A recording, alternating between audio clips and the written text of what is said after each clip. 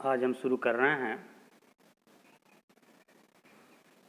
Class 9th-10th की English का section B, जिसमें ग्रामर, ट्रांसलेशन और कंपोजिशन आता है। इसमें पहला लेसन जो है वह पार्ट्स ऑफ सेंटेंस, इससे शुरुआत कर रहे हैं हम।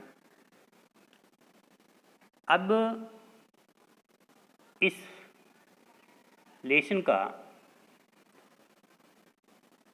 बोर्ड एग्ज़ाम में क्या वेटेज है ये जान लें।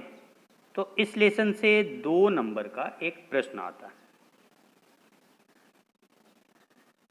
उस प्रश्न में दिया रहता है कि एक सेंटेंस होता है। चूँकि सेंटेंस क्या होता है आप जानते हैं, ग्रुप ऑफ वर्ड्स होता है जो कंप्लीट सेंस देता है, जिसका भाव पूर्ण होता है, शब्दों का समूह। तो चूँकि सेंटेंस शब्दों का समूह होता है और जो शब्द होते हैं सेंटेंस के, उन शब्दों का अपना एक निश्चित क्रम होता है, ऑर्डर होता है। वो क्या करते हैं कि ऑर्डर को बदल देते हैं, जो सही क्रम है उसको बदल देते हैं, आगे का पीछे, पीछे का आगे कर देते हैं और फिर आपसे उसे रीऑर्डर करने के लिए बोलते हैं। तो इसके लिए हमें ज़रूरी है ये जानना कि वास्तव में जो सेंटेंस बनता है या बन रहा है उसका ऑर्डर क्या होगा।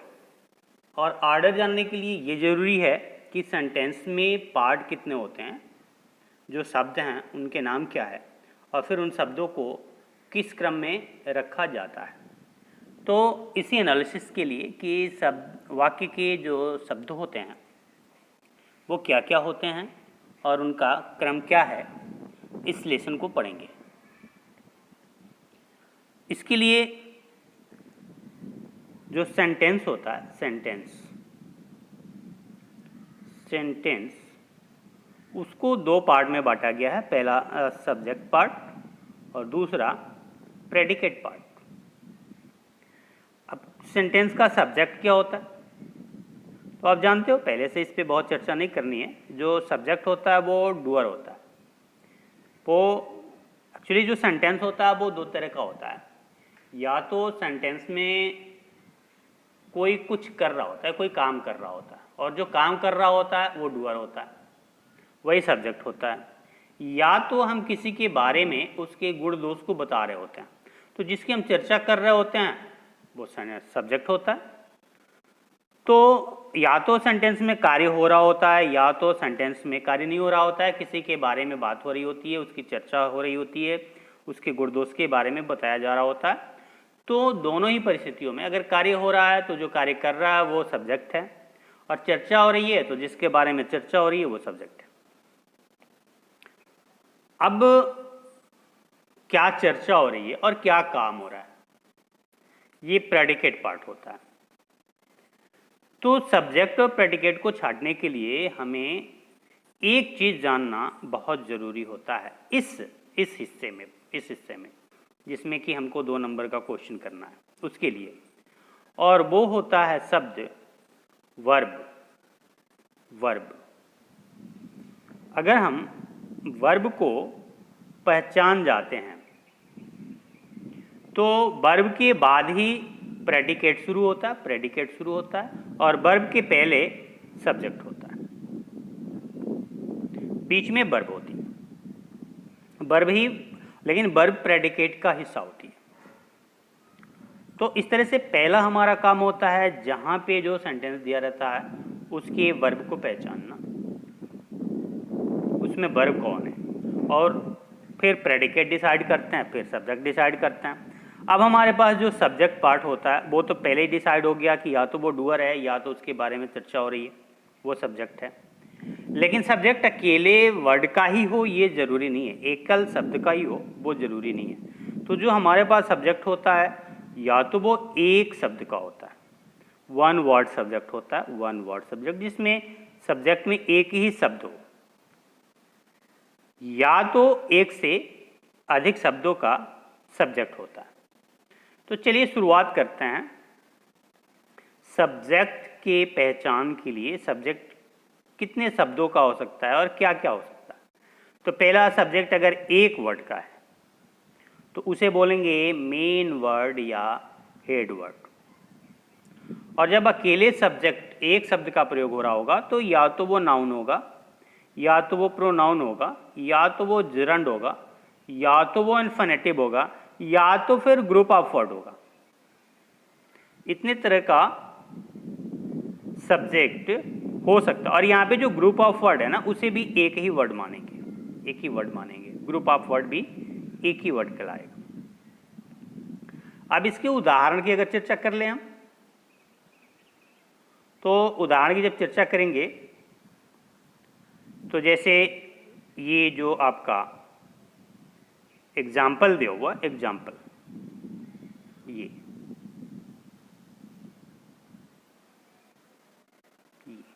एग्जाम्पल, तो इसमें एक सेंटेंस है राम या नेहा प्लेज खेलते हैं। तो प्लेज वर्ब है, हमारी पहचान हो गई, ये प्रेडिकेट का हिस्सा है। और इसके पहले ये सब्जेक्ट का हिस्सा है। या तो अगर राम प्लेज लिखा होगा तो राम सब्जेक्ट है, और नेहा प्लेज लिखा होगा तो नेहा सब्जेक्ट है, और ये एक वर्ड का सब्जेक्ट है। तो इसे मेन या हेड वर्ड कहेंगे, इसमें तो कोई प्रॉब्लम ही नहीं होनी चाहिए। इसी तरीके से ही सी प्लेड, इसमें भी ही सी सब्जेक्ट है।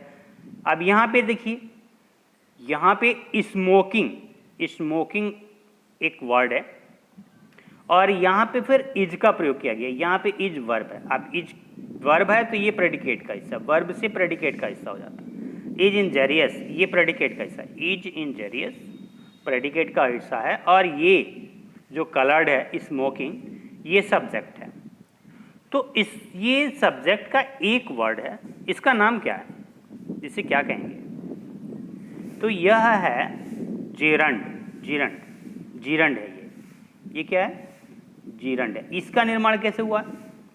इसका निर्माण हुआ है वर्ब में आईएनजी जोड़ने से, लेकिन यहाँ पे यह सब्जेक्ट की तरह प्रयोग हो रहा है, तो जीरंड भी सब्जेक्ट की तरह इस्तेमाल होगा। अब यहाँ पे देखें चौथे उदाहरण में, टू वॉक इज यूजफुल। यहाँ पे इज वर्ब है, इसके बाद प्रेडिकेट है, इज के साथ और बाद वाला हिस्सा प्रेडिकेट है। और ये जो टू वॉक है ये क्या है? टू वॉक भले आपको देखने में दो वर्ड लगे, लेकिन ये एक वर्ड है सब्जेक्ट के हिसाब से, एक वर्ड, क्योंकि ये टू वॉक ही मिलके क्या बनाता है? इन्फिनेटिव बनाता है। ये इन्फिनेटिव है, जैसा कि आप ऊपर वाले में देखो कि क्या क्या हो सकता है, जिरंड हो सकता है, इन्फिनेटिव हो सकता है। तो ये जिरंड था स्मोकिंग, और ये टू वॉक इन्फिनेटिव है, एक वर्ड इसे माना जाएगा, और ये एक वर्ड सब्जेक्ट है। इसी तरीके से पांचवा है to find fault is easy. ये टू फाइंड फॉल्ट है ना, इसका मतलब है दोष ढूंढना, दोष निकालना, दोष निकालना। इसका मतलब है दोष निकालना किसी में आसान है। तो ये है टू फाइंड फॉल्ट, ये एक शब्द का समूह है, ये शब्दों का समूह है और इसे एक शब्द माना जाएगा। तो यह है ग्रुप ऑफ वर्ड, और ये भी सब्जेक्ट ही है, ये भी सब्जेक्ट है। इज वर्ब है, यहाँ से आगे प्रेडिकेट पार्ट। अब जब सब्जेक्ट हमारा दो वर्ड का हो तो दो वर्ड की जरूरत क्यों पड़ती है? पहले तो ये जानिए दो वर्ड की जरूरत क्यों पड़ती है। तो जब हमारा मेन वर्ड होता है ना, मेन हेड वर्ड या मेन वर्ड जो होता है, वो मेन वर्ड जब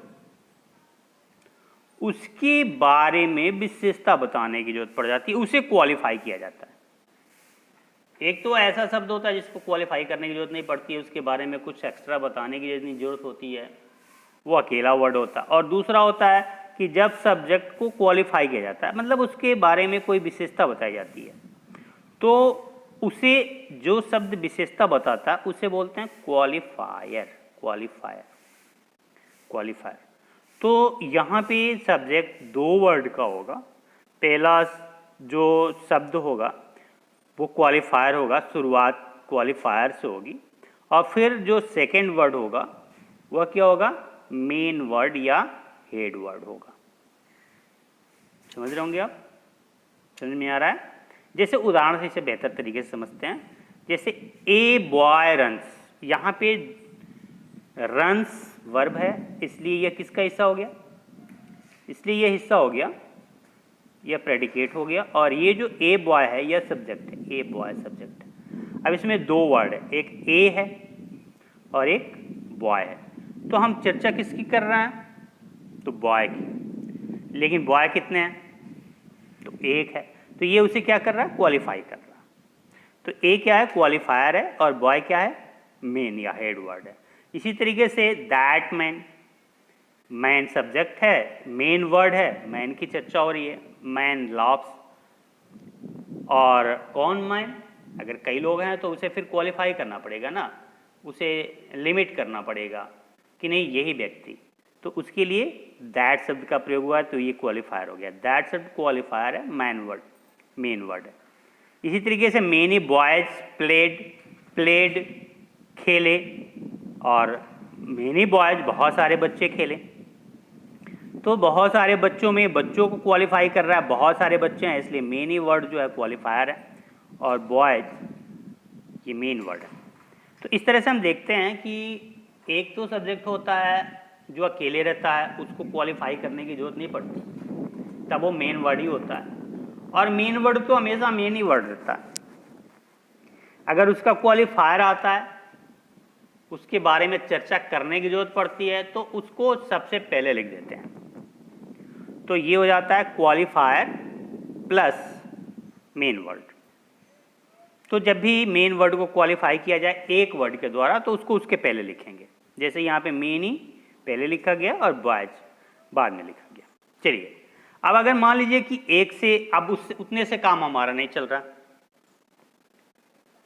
अब मान लीजिए कहीं पे कोई लड़का है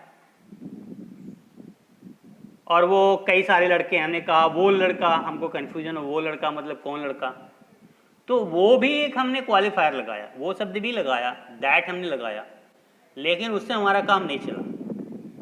फिर हमने उसके साथ कोई कलर जोड़ा या कोई और मार्क जोड़ा, तो फिर हमको तीन शब्द की जरूरत पड़ेगी। इसी तरीके से देखें कि जब हम किसी सब्जेक्ट को क्वालिफाई करने के लिए एक से अधिक दो वर्ड का इस्तेमाल करते हैं, तो जो मेन वर्ड था वो तो पहले रहेगा, जहाँ पे राइट साइड में, जहाँ से आपका प्रेडिकेट शुरू होगा। उसके बाद क्वालिफायर लगाते हैं तो क्वालिफायर रहेगा, उसके बाएं हमारा क्वालिफायर रहता है, मेन वर्ड के बाएं क्वालिफायर रहता है, और अगर उससे भी हमारा काम नहीं चलता है तो एक और उसके बाएं वर्ड जोड़ देते हैं लेफ्ट में। जैसे ये हो गया हमारा मेन वर्ड, फिर उसके पहले हमने जोड़ा क्वालिफायर, और फिर अगर इससे भी काम नहीं चला तो हमने जोड़ा डिटरमाइनर। डिटरमाइनर, ये हमारा डिटरमाइनर।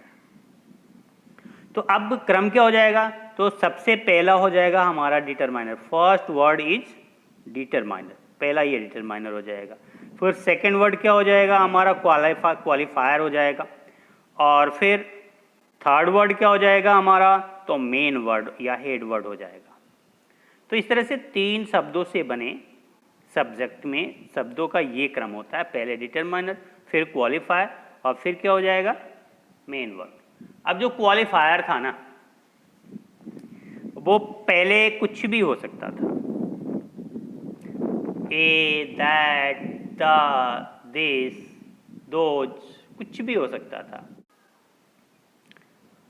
अब जो क्वालिफायर होगा ना, जब तीन शब्द का सब्जेक्ट होगा, तो उस समय जो क्वालिफायर होगा वो हमेशा क्या होगा, एडजेक्टिव ही होगा, एडजेक्टिव होगा। फॉर एग्जाम्पल,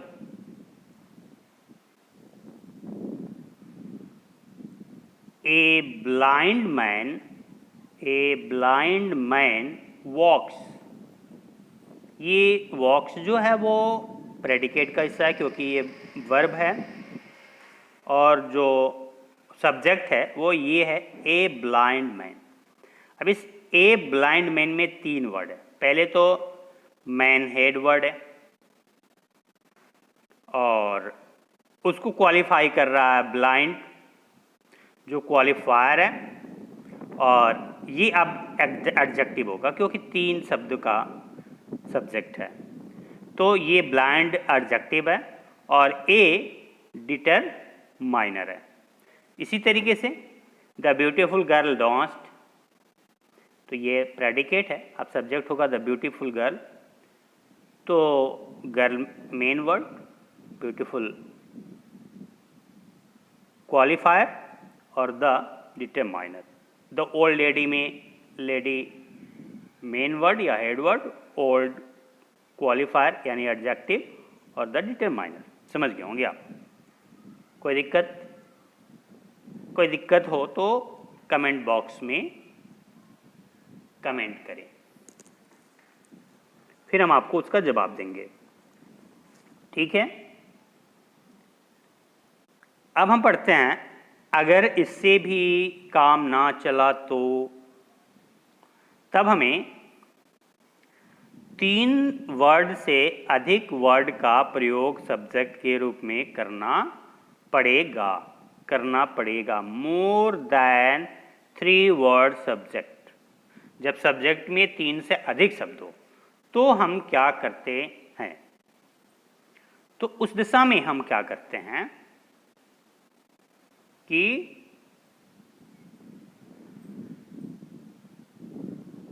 अब जो हमारा शब्द आएगा, पहले तो जो 3 रहेंगे वो तो उसी क्रम में रहेंगे। शुरुआत करेंगे डिटरमाइनर से, फिर उसके बाद जो आएगा वह हो जाएगा एडजेक्टिव, जो कि वह क्वालिफायर कहलाएगा, और तीसरा मेन वर्ड। ये तो क्रम वैसे ही रहेगा जैसे इसके पीछे के सेंटेंसेस में थे।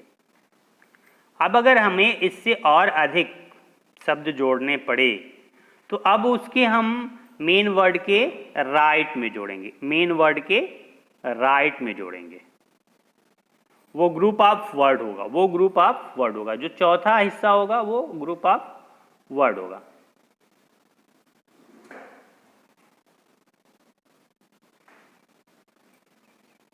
जैसे the old lady in the room, पहले इसमें देखें कितने शब्द बन रहे हैं। पहला शब्द है लेडी, मेन वर्ड, उसी की चर्चा हो रही है, उसी के बारे में। वो कैसी है? ओल्ड है, एडजेक्टिव मतलब क्वालिफायर। द डिटरमाइनर, क्लियर, 3 शब्दों का जो सब्जेक्ट था उसमें यही ऑर्डर था। अब इससे भी काम नहीं चला, अब हमको और क्वालिफाई करने की जरूरत पड़ी, तो अब हमारे पास एक ग्रुप आया वर्ड का, इन द रूम। कहाँ है लेडी? तो कमरे में है, तो इन द रूम आया, तो अब ये शब्द अब पीछे नहीं जुड़ेगा, अब ये कहाँ जुड़ेगा? आगे आगे आगे, मेन वर्ड के आगे जुड़ेगा, इन द रूम। और इस तरीके से मोर देन 3 वर्ड सब्जेक्ट की पोजीशन होती है। और अब इज वाइज, इज यहाँ वर्ब है और यहाँ से प्रेडिकेट हिस्सा हो गया। His elder brother, his elder brother, brother main word है, एल्डर आपका क्वालिफायर है, हिज डिटरमाइनर है, और in Kolkata group of word है, जो मेन वर्ड ब्रदर की राइट साइड में। इस तरीके से a black bird sitting in the tree, sitting in the tree group of word है, जो एक वर्ड माना जाएगा, वो मेन वर्ड बर्ड के राइट साइड में रखा जाएगा, उसके पहले क्वालिफायर होगा और उसके पहले डिटरमाइनर, जिससे शुरुआत होती है। तो इस तरीके से हम देखते हैं कि सब्जेक्ट हमारे जो होते हैं वो कितने शब्दों से मिलकर बने होते हैं और उनका क्रम क्या होता है। सब्जेक्ट के रूप में इट और देयर का भी प्रयोग होता है। जैसे उदाहरण देखें, it is hot day, it यहाँ पे सब्जेक्ट के फॉर्म में है, और ऐसे ही it is Sunday, it is easy, और बाकी इसके आगे जहाँ से वर्ब शुरू हो रही है वो प्रेडिकेट पार्ट है। इसी तरीके से देयर का भी प्रयोग होता है, there is a car coming, there यहाँ पे सब्जेक्ट के रूप में है, देयर यहाँ पे सब्जेक्ट के रूप में है, और यहाँ पे आप इसे देख लेंगे कि इट और देयर का प्रयोग सब्जेक्ट के रूप में जब करेंगे तो सबसे पहले इसको लिखेंगे, और एक तरह से ये मेन वर्ड है इस सेंटेंस का, सब्जेक्ट का।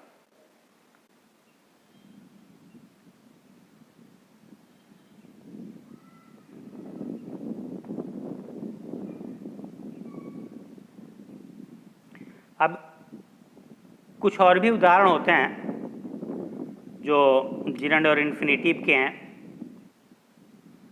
जो सब्जेक्ट के रूप में प्रयोग किए जाते हैं। More example of gerund and infinitive,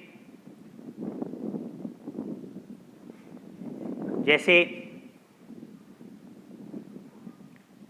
अभी तक हम जो पढ़ रहे थे उसमें जिरंड एक वर्ड के रूप में प्रयोग हो रहा था, जैसे वॉकिंग,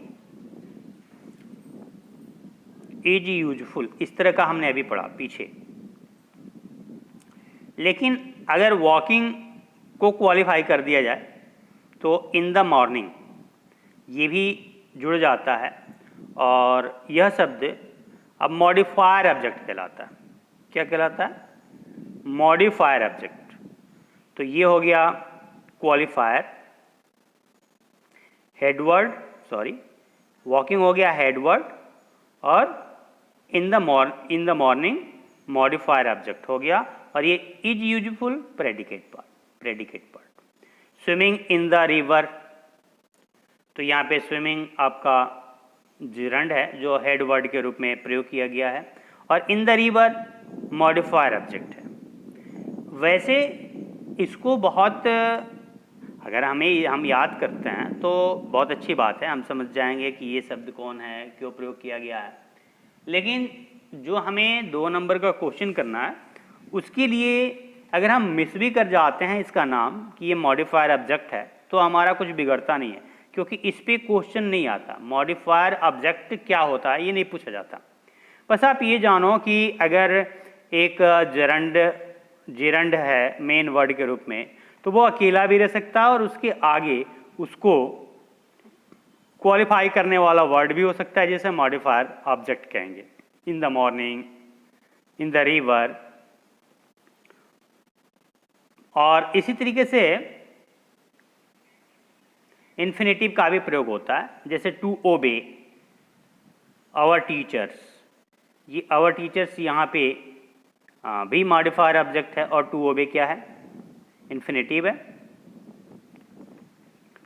इसी तरह टू गेट गुड मार्क्स यहाँ पे मॉडिफायर ऑब्जेक्ट है, और टू गेट इन्फिनेटिव है। और बाकी उदाहरण आप देख लेंगे, और इस तरह से हमारा जो सब्जेक्ट क्या होता है, कितने तरह का हो सकता है, वो हमारा समाप्त होता है। इसको अगर एक बार रिवीजन में डालें, फिर से रिवाइज कर लें, तो सब्जेक्ट हमारा एक वर्ड का हो सकता है, वो हमारा क्या होता है? हेड वर्ड होता है। क्या होता है? हेड वर्ड होता है अगर वो एक वर्ड का होता है। अगर 2 वर्ड का होता है तो वो उसके पहले क्वालिफायर होगा, इधर जुड़ेगा, बाएं साइड में क्वालिफायर होगा। अगर 3 वर्ड का हो गया तो फिर उसके बाएं जुड़ेगा। फिर से देखते हैं, पहले एक शब्द का होगा तो वो हेड वर्ड होगा, हेड वर्ड होगा, हेड वर्ड। और फिर अगर 2 शब्द का सब्जेक्ट हो गया तो वो उसके बाएं साइड में जुड़ेगा, वो हो जाएगा क्वालिफायर हो जाएगा, क्वालिफायर। और अगर 3 शब्द का हो गया तो उसके और बाएं आ जाएगा, और वो हो जाएगा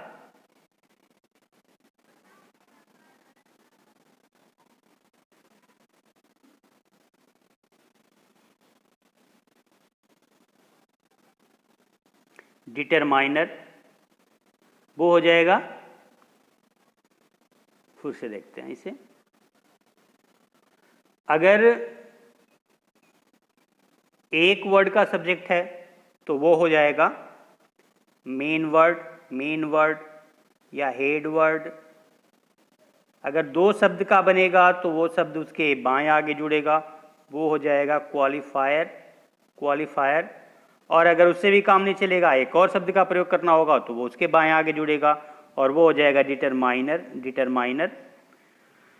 और अगर इससे भी काम नहीं चला तो हमको ग्रुप ऑफ वर्ड जोड़ना पड़ेगा और वो हेड वर्ड के राइट साइड में जुड़ेगा ग्रुप ऑफ वर्ड। ओके, और इस तरीके से सब्जेक्ट पार्ट हमारा समाप्त होता है। अब इस पे कुछ एक्सरसाइज है, उसे देख लेते हैं, समझ लेते हैं। ये एक्सरसाइज है, वैसे ही इस तरह से क्वेश्चन आपका नहीं आता है, लेकिन प्रैक्टिस के लिए हमने दे रखा है। Complete the following sentences with the subject part given in brackets in the correct order. यहाँ पे जो ये हिस्सा है वह सब्जेक्ट पार्ट है और ये जो हिस्सा इन्होंने दे रखा है वो प्रेडिकेट पार्ट है। तो हमें सब्जेक्ट पार्ट को ऑर्डर में डालना है। तो ओल्ड मैन द, तो इसमें ओल्ड क्या एडजेक्टिव है, मैन क्या है मेन वर्ड है, तो मैन को क्वालिफाई कर रहा है ओल्ड और उसे डिटरमाइन कर रहा है डिटरमाइनर दी। तो पहले लिखेंगे द, फिर लिखेंगे ओल्ड और फिर लिखेंगे मैन, मैन, मैन। तो हमारा हो जाएगा the old man sat here. इसी तरीके से यहां पे जो दूसरा एग्जाम्पल है, इलेक्ट्रॉनिक न्यू डॉल्स। तो डॉल्स हमारा मेन वर्ड है, हेड वर्ड है। इलेक्ट्रॉनिक हमारा क्या है, क्वालिफायर है और न्यू हमारा क्या है, डिटरमाइनर है। तो पहले हम क्या लिखेंगे, new electronic dolls dance, new electronic dolls dance. ये हमारा क्रम होगा। पहले न्यू लिखेंगे, पहले न्यू लिखेंगे, फिर हम इलेक्ट्रॉनिक लिखेंगे, फिर डॉल लिखेंगे। इसी तरीके से flower in my garden the red.